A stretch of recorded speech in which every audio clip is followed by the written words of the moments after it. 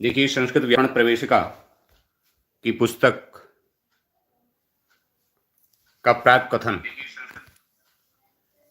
इसके प्राक कथन से बहुत प्रश्न आते हैं। प्राक कथन को देखिए।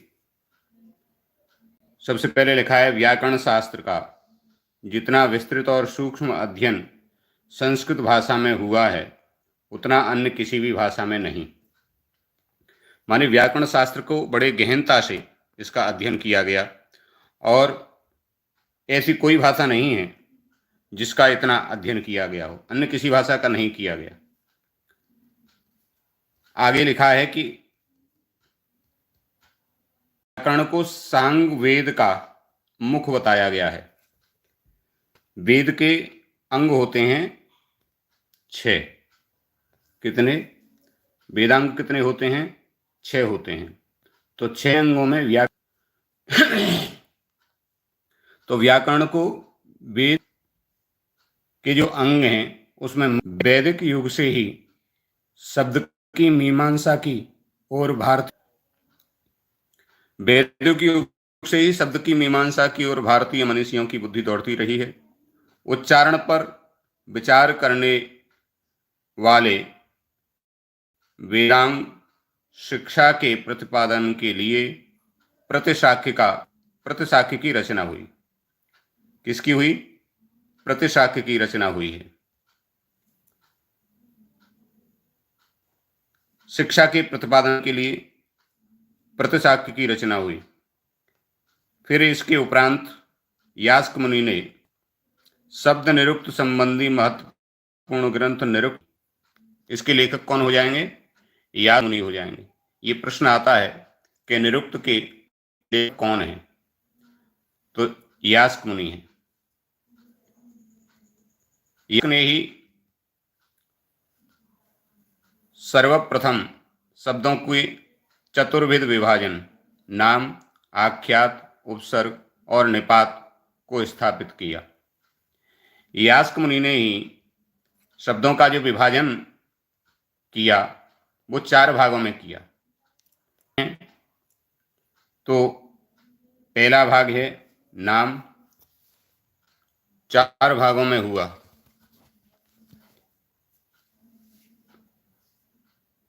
नेटवर्क की प्रॉब्लम होने से बार बार दिक्कत होती है। तो नाम, आख्यात और उपसर्ग, ये 4 भाग में प्रस्तुत किया। और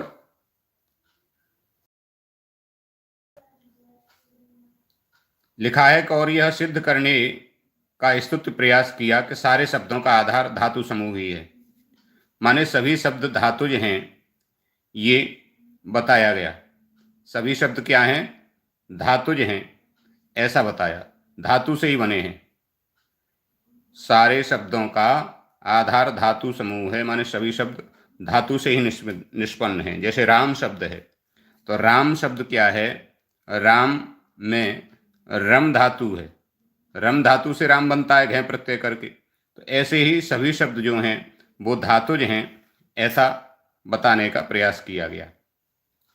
इन सिद्धांतों पर पाणिनि की अष्टाध्यायी एवं आधुनिक निरुक्त विज्ञान अधिकतर आश्रित है। तो ये धातुज हैं सभी शब्द। इसी सिद्धांत पर पाणिनि जी की अष्टाध्यायी एवं आधुनिक निरुक्त विज्ञान जो हैं आश्रित हैं। पाणिनि जी ने जो अष्टाध्यायी बनाई है, तो ये प्रश्न हो गया कि अष्टाध्यायी के लेखक कौन है? तो पाणिनि है। यास्क का समय अनुमान से 8। यास्क मुनि जो हैं, यास्क मुनि ने क्या बनाया? निरुक्त। ये निरुक्त यास्क मुनि ने बनाया। तो यास्क मुनि का अनुमानित समय क्या है? 800 वर्ष ईसा पूर्व। तो यास्क मुनि का अनुमानित समय 800 वर्ष ईसा पूर्व है। ये आपको तैयार करना है। आगे देखिए, खेद है कि यास्क के परवर्ती और पाणिनि के पूर्ववर्ती आचार्यों का उल्लेख मात्र मिलता है। उनका केवल उल्लेख मात्र मिलता है, विस्तृत उनकी कोई जानकारी नहीं मिलती है। उनकी कृतियां पाणिनि के अष्टाध्यायी के कारण विस्मृत के गर्त में विलीन हो चुकी हैं।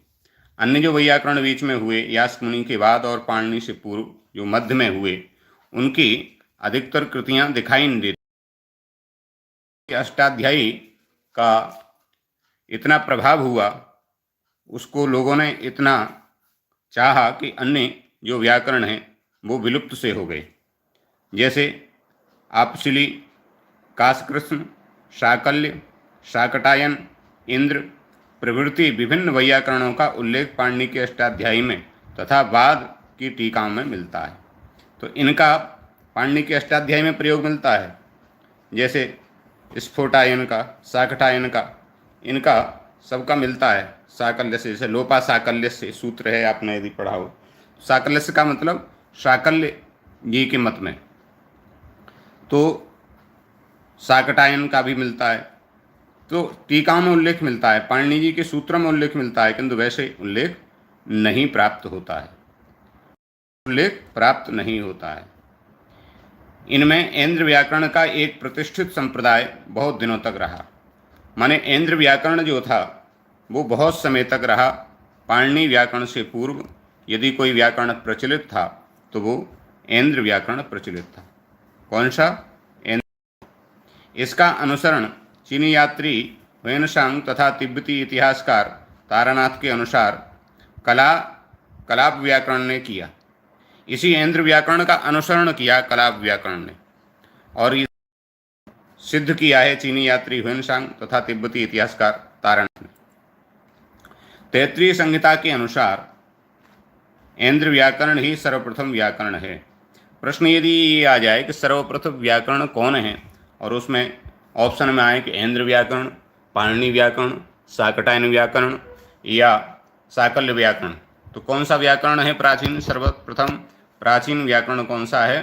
तो ऐन्द्र व्याकरण ही ये प्राचीन व्याकरण हो जाएगा। ऐन्द्र व्याकरण ही प्राचीन व्याकरण हो जाएगा।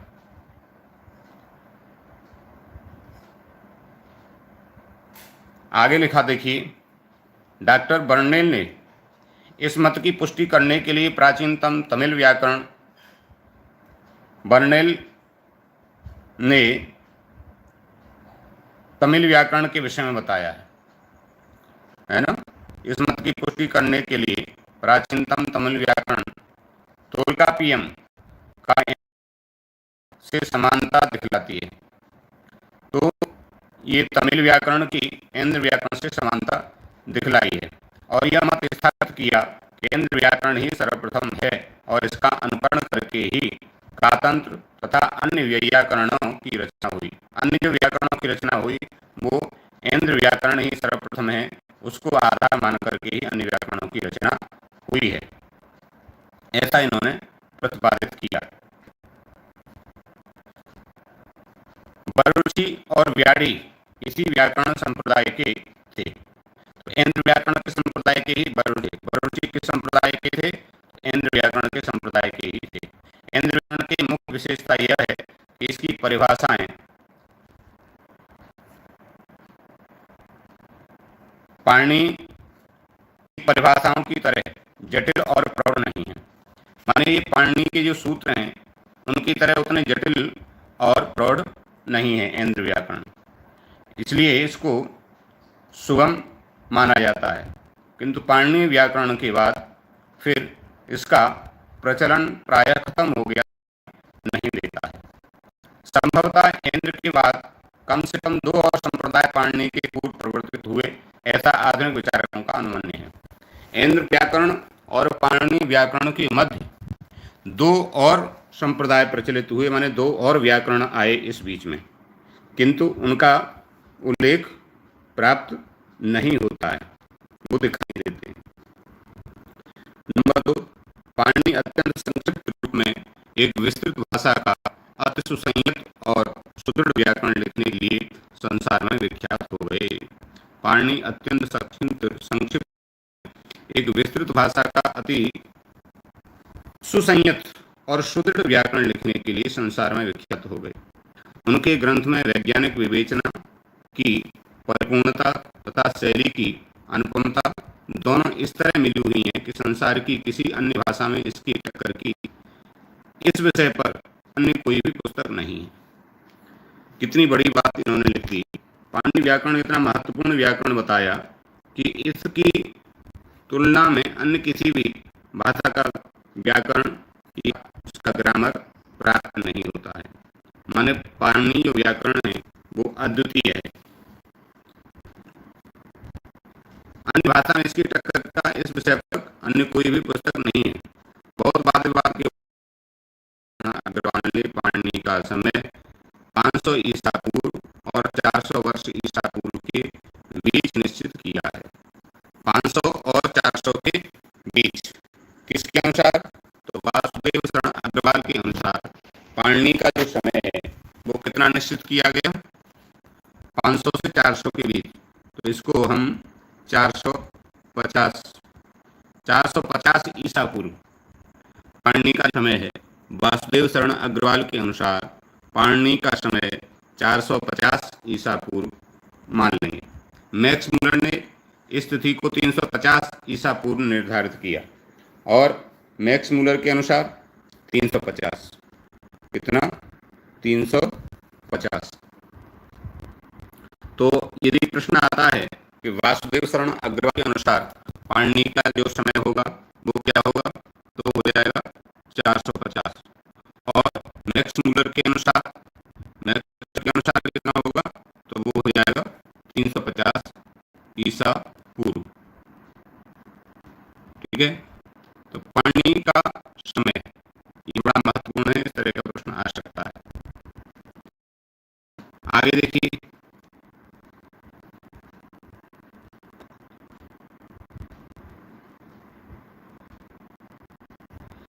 पाणिनि की जीवनी के विषय में केवल इतना ज्ञात है कि वह आधुनिक पाणिनि की जीवनी के विषय में केवल इतना ज्ञात है कि आधुनिक अटक जिले के सालातुर नामक ग्राम के अधिवासी थे।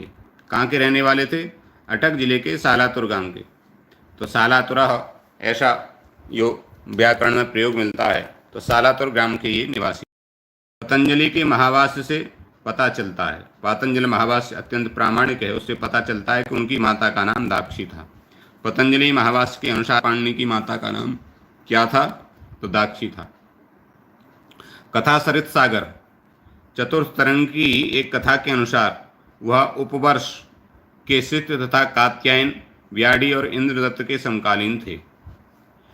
इनके गुरु का नाम क्या था? तो इनके गुरु का नाम उपवर्ष था। ठीक है, इसमें पूछ लिया जाएगा कि पाणिनि जी के गुरु का नाम, तो पाणिनि जी के गुरु का नाम उपवर्ष। और इनके समकालीन, पाणिनि के समकालीन कौन थे? तो कात्यायन, व्याढ़ी और इंद्रदत्त इनके समकालीन थे। तथा पंचतंत्र के एक श्लोक के अनुसार उनकी मृत्यु व्याघ्र के हाथों हुई। पंचतंत्र के एक श्लोक के अनुसार उनकी मृत्यु कैसे हुई? एक व्याघ्र के हाथ उनकी मृत्यु हुई। पाणिनि अध्ययन में अधिकतर प्रखर थे, माने पढ़ने में अत्यंत कुशाग्र थे। इससे कुछ निराश होकर उन्होंने तपस्या की और प्रखर नहीं थे, क्षम्यताम, पाणिनि अधिक प्रखर नहीं थे, माने पढ़ने में तेज नहीं थे। तो इससे कुछ निराश होकर उन्होंने तपस्या की और भगवान शंकर को प्रसन्न करके उनके डमरू से निकले हुए ध्वनि समूह को 14 माहेश्वर सूत्र मानकर, जो संभवतः पाणिनि के महेश्वर नाम वाले तथा महेश्वर स्वरूप गुरु द्वारा पाणिनि को व्याकरण रचना के निमित्त मार्गदर्शन के लिए निर्मित प्रतीत होते हैं।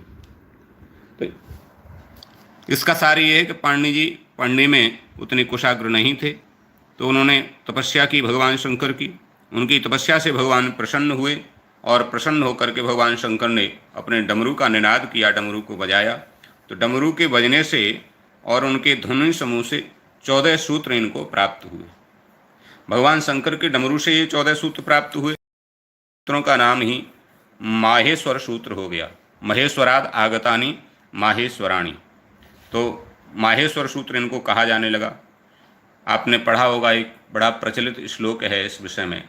नृत्तावसाने नटराज राजो ननाद ढक्काम नवपंच बारम उद्धर्तु कामः सनकादि सिद्धे नैतद विमर्शम शिवसूत्र जालम।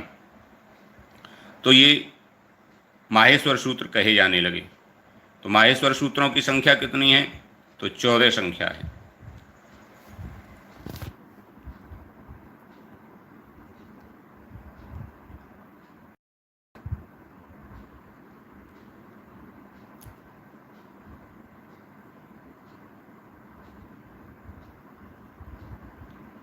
उन्हीं के बताए मार्ग पाणिनि के समस्त अष्टाध्यायी बनी, माने वो 14 सूत्र ही आधार हैं और उन 14 सूत्रों को आधार मान करके पाणिनि जी ने अपनी अष्टाध्यायी जो है वो बनाई।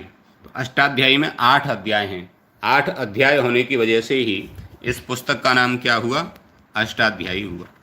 और प्रत्येक अध्याय में 4 चरण हैं, माने 4 पाद हैं। तो 4 पाद और 8 अध्याय, इस प्रकार से 32 पाद और 8 अध्याय की ये पुस्तक, जिसका नाम अष्टाध्यायी हुआ और इसको पाणिनि अष्टाध्यायी कहा जाता है। रूपरेखा गुरु की ही बनाई समझनी पड़ती है। ये रूपरेखा गुरु, जो इनके उपवर्ष गुरु थे, उन्होंने इस तरह की रूपरेखा बनाई, ऐसा लगता है। उस पर उन्होंने समस्त ग्रंथ की रचना की, ऐसी जनश्रुति है।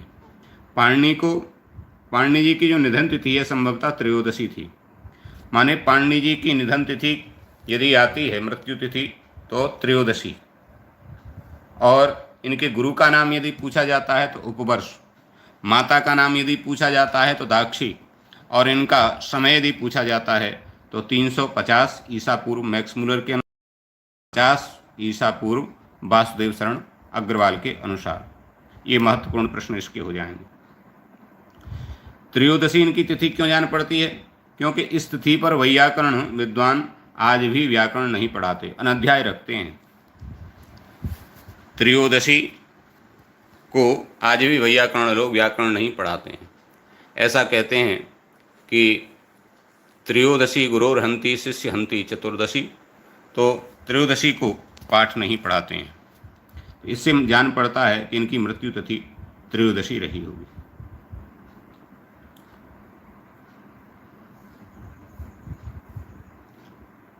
आगे देखिए, आगे जो लिखा नंबर 3 पर,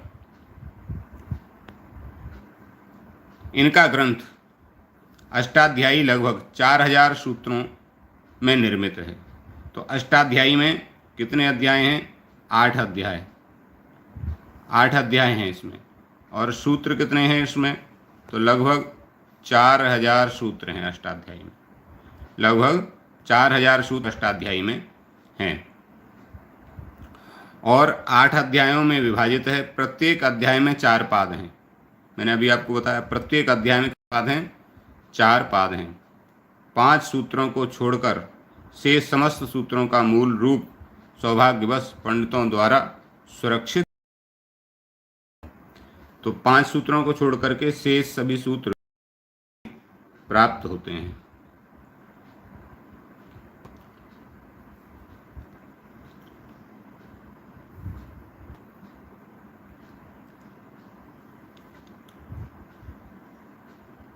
प्रथम अध्याय में व्याकरण शास्त्र संबंधी संज्ञाएं। देखिए 8 अध्याय हैं, तो पहले अध्याय में क्या है? पहले में संज्ञा लिखा ना, संज्ञाएं तथा परिभाषाएं हैं। समासों का विस्तृत विवेचन तथा कारक की व्याख्या है। तो दूसरे अध्याय में क्या हो जाएगा? समास और कारक। पहले अध्याय में संज्ञाएं और परिभाषाएं, और दूसरे अध्याय में समास और कारक, इनका विवेचन है। तथा तीसरे अध्याय में तथा 8वें में कृदंत का प्रकरण है। तीसरे और 8वें अध्याय में कृदंत प्रकरण है। चौथे और 5वें में तद्धित प्रकरण है। चौथे अध्याय में और 5वें अध्याय में तद्धित प्रकरण है, तथा इसके पश्चात 6ठे और 7वें में तिंग और शुभ प्रत्ययों से संबंधित प्रक्रिया का विवेचन किया गया है। 6ठे तिंग और शुभ, तिंग माने तिगंत माने धातुओं की सिद्धि, और शुभ माने शुभंत माने शब्दों की सिद्धि। जैसे राम शब्द से रामः कैसे निष्पन्न होता है, अथवा भू धातु से भवति या भविष्यति या अभवत या अभूत कैसे सिद्ध होते हैं, ये इस प्रक्रिया का जो वर्णन है वो किसमें है? 6ठे और 7वें अध्याय में। 8वें में संधि प्रकरण भी है। 8वें अध्याय में कुछ संधि प्रकरण भी बताया गया है। पाणिनि ने अत्यंत सरल और श्रृंखलाबद्ध और संश्लिष्ट विधि से व्याकरण को बिखरी हुई सामग्री को सफलता के साथ एकत्रित किया है। पाणिनि ने अत्यंत श्रृंखलाबद्ध और संश्लिष्ट विधि से व्याकरण की बिखरी हुई सामग्री को सफलतापूर्वक एकत्रित कर लिया है। पाणिनि का ध्यान इस प्रयास में संक्षेपातिशय पर बहुत ने ये बहुत ध्यान दिया कि कम से कम अधिक उसका लाभ हो, ज्ञान अधिक से अधिक हो, ऐसा इन्होंने बहुत इस पर ध्यान दिया। इसलिए अष्टाध्यायी का दुर्गम होना स्वाभाविक है। इसलिए अष्टाध्यायी में 4000 सूत्र केवल इन 4000 सूत्रों में आप समझो कि इतने बड़े वाङ्मय का व्याकरण पाणिनि जी ने निबद्ध कर दिया। तो उसमें संक्षिप्तीकरण उन्होंने बहुत किया और उस संक्षिप्तकरण के लिए इन्होंने कई अपने जो तरीके थे वो अपनाए। तो संक्षिप्त करने में प्रधान हेतु संभवतः कंठाग्र कराना और लेखन सामग्री की प्रचुरता के अभाव ही रहे होंगे। तो संक्षिप्तीकरण करने का इनका मुख्य उद्देश्य क्या रहा? एक तो यदि कम विषय होगा तो छात्र उसको सही तरह से जल्दी याद कर लेंगे, लिखने में भी सुविधा होगी। उस समय उतनी सुविधाएं नहीं थी तो लिखने में दिक्कत होती थी, तो लिखने में दिक्कत ना हो और याद करने में परेशानी ना हो, इसलिए संक्षिप्तीकरण पर इन्होंने ध्यान दिया। इस संक्षेप के लिए पाणिनि को मुख्य रूप से 6 साधनों का आश्रय लेना पड़ा। इसको जो संक्षिप्तीकरण किया इसके लिए उन्होंने 6 साधनों का आश्रय लिया। पहला क्या था? प्रत्याहार, दूसरा अनुबंध, तीसरा गण, चौथा संज्ञाएं, पांचवा ये संज्ञा, पांचवी अनुवृत्ति और छठा जगह जगह सूत्रों के लागू होने वाले स्थानों के लिए पूर्वत्र सिद्धम सदृश नियम। ये 6 साधन इन्होंने मुख्य रूप से अपनाए और यहाँ संक्षेप में इन साधनों की कुछ व्याख्या की जाती है। तो प्रत्याहार, अनुबंध, गण, संज्ञा और अनुवृत्ति और पूर्वत्र सिद्धम सदृश के नियम ये इन्होंने अपनाए और इससे इनका व्याकरण अत्यंत संक्षिप्त हो गया। देखिए, प्रत्याहार नीचे 14 ऐश्वर सूत्रों को आधार मान करके बनाए गए हैं। तो ये जो 14 सूत्र हैं इनके आधार पर प्रत्याहार बनते हैं। पहला है ऐ उण, रील ऋक, एक, हय वरट, लण, यम गणनम, झ भय, घड़ धस, जब गढ़ दस, ख फ छठ त चट तव, क प सस सर हल। ये 14 सूत्र हैं। इन्हीं को माहेश्वर सूत्र कहा जाता है। इनमें जो अक्षर हल हैं अर्थात स्वर से वियुक्त हैं वे इत कहलाते हैं, जैसे ण, क आदि। देखिए, इनमें जो अक्षर हल हैं, हल माने 14 सूत्र हैं, इन 14 सूत्रों में इनका प्रत्येक जो अंतिम अक्षर है वो हल है और वो हल जो है वो इत संज्ञक कहलाता है। जैसे ण, क लिखा है ना, णा का आदि, ऐसे एवं का ग, अयोच का चा, हयवरट का टा, लण का अणा, यम गणनम का मा, झमय का या, घड़दस का स, जब गढ़दस का श, खप चटत चटतव का व, कपय का या, सस्सर का रा, हल का ला। तो ये इत संज्ञक कहलाते हैं और इनकी इत संज्ञा देने वाला सूत्र कौन सा है? हलंत्यम है। किस सूत्र से इनकी इत संज्ञा होती है?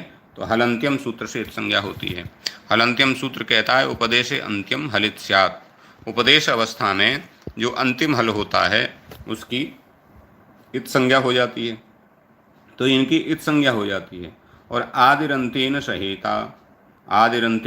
सहेता, इस सूत्र से इन 14 गणों में आने वाले इत से भिन्न कोई भी अक्षर जब किसी इत्संज्ञक अक्षर के पूर्व मिलकर के लिखा जाता है तब प्रत्याहार बनता है। उदाहरणार्थ ऐ उण के आ को लेकर के रील के का तक अक बन जाएगा। अब इस प्रत्याहार को समझ लेते हैं कि प्रत्याहार आपको कैसे बनाने हैं। तो इसको ऐसे समझें जैसे हमें अक प्रत्याहार बनाना है। अक, तो अक प्रत्याहार को कैसे करेंगे? आ से का तक बनेगा। अब ये का जो हमें लेना है वो हलंत लेना है, आ कोई सा ले लेंगे। तो आ हमने 14 सूत्रों में देखा तो आ सबसे पहले मिला ऐ उण में आ, तो अ, ई, उ, ऋणा लिया नहीं जाएगा। प्रत्याहार में जो इत संज्ञक है उनका ग्रहण नहीं होता है तो ऋणा नहीं लिखा जाएगा। फिर री, फिर लिरिक और फिर क, तो का भी नहीं आएगा। तो अक में कितने अक्षर आ गए? आ, ई, उ, री, लिरी। ऐसे अक प्रत्याहार बन गया। प्रत्याहार बनाना है अच, तो आ से हम कहाँ तक जाएंगे, चा तक जाएंगे। तो अ, ई, उ, री, लिरी, ए, ओ, आई, औ, आई औच, चा आ गया ना, ये चा लिया नहीं जाएगा। आई औच के चा तक, आ से चा तक अक्षर आए वो अच प्रत्याहार के अंतर्गत आ गए। अब देखो कितना संक्षिप्तीकरण हो गया। केवल अच कहने मात्र से ही हमें 9 अक्षरों का ज्ञान हो गया। पाणिनि जी ने अच कहा और हमें 9 अक्षरों का ज्ञान हो गया, बोध हो गया। तो ये संक्षिप्तीकरण है। तो ये प्रत्याहार बनाने की जो प्रक्रिया है, ये संक्षिप्तीकरण में अत्यंत सहायक हुई। ये प्रक्रिया इनको अत्यंत सहायक सिद्ध हुई।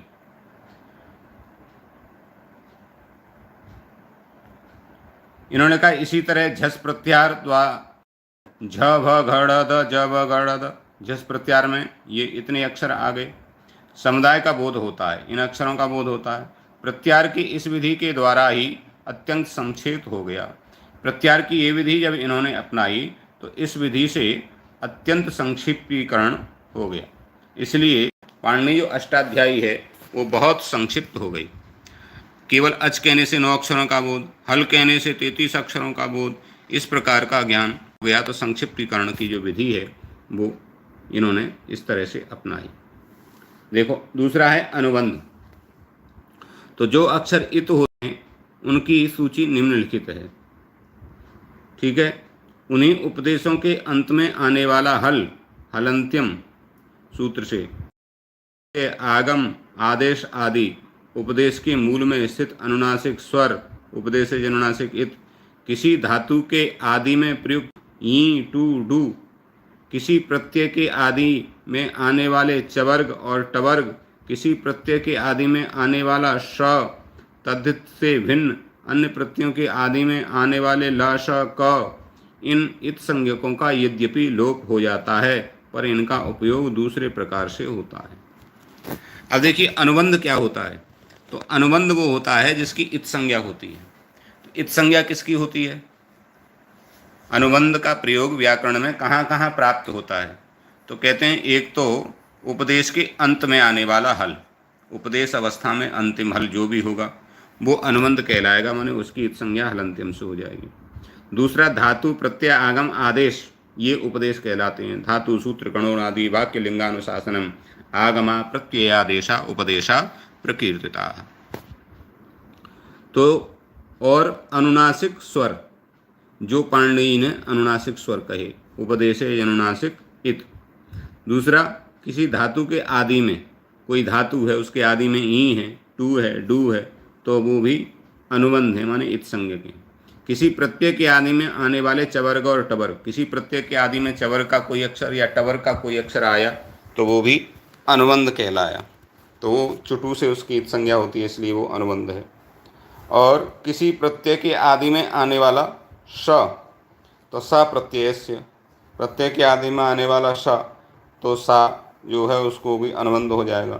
तद्धित से भिन्न अन्य प्रत्ययों के आदि में आने वाले ल, श और कवर्ग, लसक को तद्धित, ल, श और कवर्ग इत संज्ञकों का यद्य इसकी इत संज्ञा होती है उसका तस्य लोपा से, तो इसलिए ये अनुबंध कहलाए, ये अनुबंध कहलाए।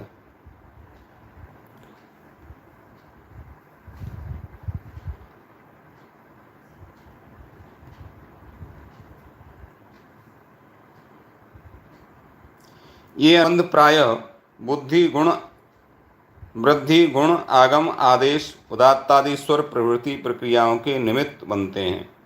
तो ये अनुबंध कहाँ कहाँ काम आते हैं? तो कहीं तो किसी को आधार मान करके गुण होता है, कहीं किसी को आधार मान करके वृद्धि होती है, कहीं आगम होता है, कहीं स्वर उदात्त अनुदात्त आदि होते हैं, अनुबंध काम आते हैं। उदाहरणार्थ स्त्री प्रत्यय के विधान के लिए एक सूत्र है सिद्ध गौरा दिव्यश्च, सिद्ध गौरा दिव्यश्च। तो इसके अनुसार जिन प्रत्ययों में सायित होता है उन प्रत्ययों वाले शब्दों में स्त्रीलिंग के द्योतनार्थ गीस प्रत्यय जुड़ता है। तो शा प्रत्यय से शा की इत संज्ञा होगी तो वो प्रत्यय सित माना जाएगा, और सित माना जाएगा तो स्त्री लिंग जब करेंगे तो उसकी स्त्रीत्व की विवक्षा में क्या हो जाएगा, गीस प्रत्यय हो जाएगा। तो गीस प्रत्यय कहाँ करना है, तो बता दिया सिद्ध गौरादिभ्यश्च। सिद्ध यदि होगा तो गौर आदि इनसे गीस प्रत्यय आएगा। जैसे रजक, तो रंज स्वन होता है, तो रंज धातु से स्वन करके रजक शब्द बनता है। स्वन का भू शेष रहता है, सा प्रत्यय से सा का लोप हो जाता है, हलंत्यम से ना का शेष हो जाता है, बू और बू को अक हो जाता है। तो इस प्रकार से रजक बन गया। अब रजक शब्द क्या हो गया, सित हो गया। तो इसलिए उसमें सित में सिद्ध गौरादिभ्य से उसमें गीस जुड़ करके गीस का बचता है ई, तो रकी यह रूप बनेगा। इन अनुबंधों का उपयोग वैदिक भाषा में विचार करते समय पाणिनि ने अधिक किया है।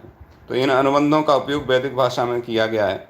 तो ये प्राक कथन में जो बहुत सा विषय है जहाँ से प्रश्न आ सकते हैं, तो हमें तो क्रमशः इसको एक बार पढ़ लेंगे और जो मुख्य मुख्य होंगे वो आपको बताते जा रहे हैं, उन प्रश्नों को तैयार करते रहेंगे तो निश्चित आपको सफलता मिलेगी। इस तरह से आप